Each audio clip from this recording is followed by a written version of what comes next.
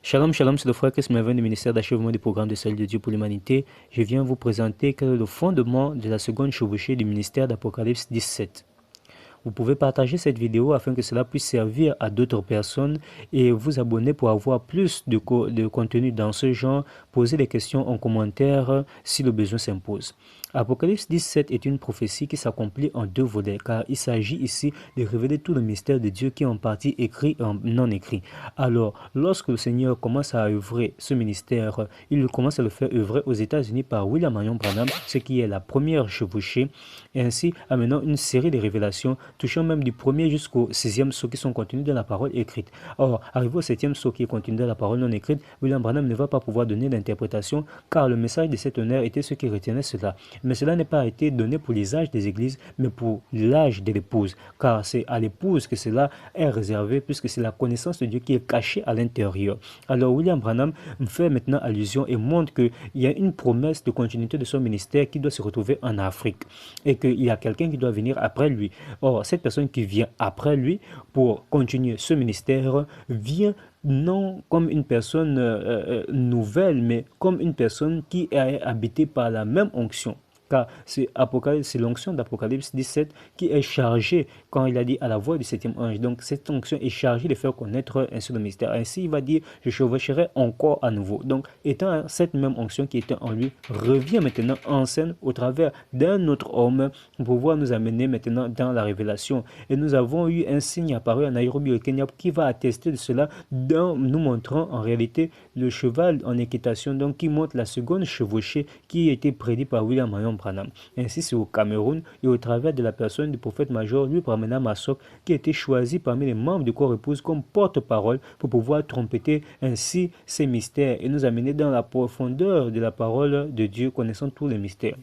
Ainsi, il va dire que le message de Branham qui a été donné aux États-Unis est celui qui sert de fondement à notre message. Parce que comme Paul l'avait dit et comme William Branham l'a ramené, il dit « j'ai posé le fondement ». Alors, c'est par rapport à ce fondement que nous avançons de la révélation de Dieu. Et par rapport au septième sceau, qu'est-ce que le fondement a dit? Le fondement a dit dans le message Le Guide au paragraphe 35 que à la fin du septième sceau.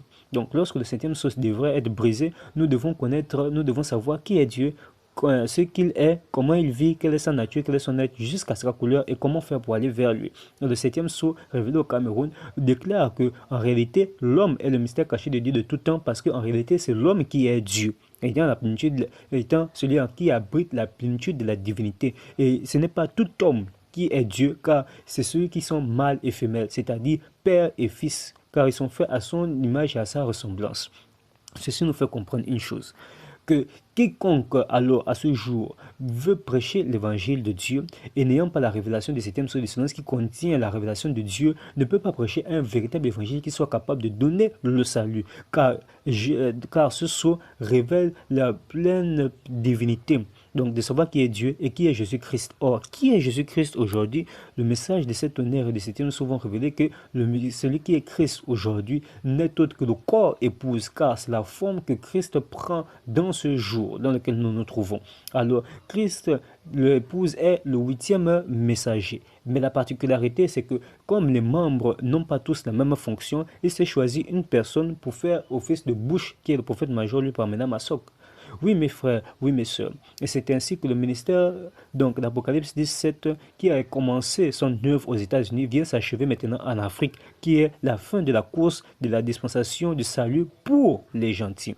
Alors, mes bien-aimés frères et sœurs, nous vous invitons grandement à prendre part avec nous de ces révélations, de ce que Dieu nous a donné et de pouvoir ainsi entrer dans le réveil de l'épouse qui a été tant attendue.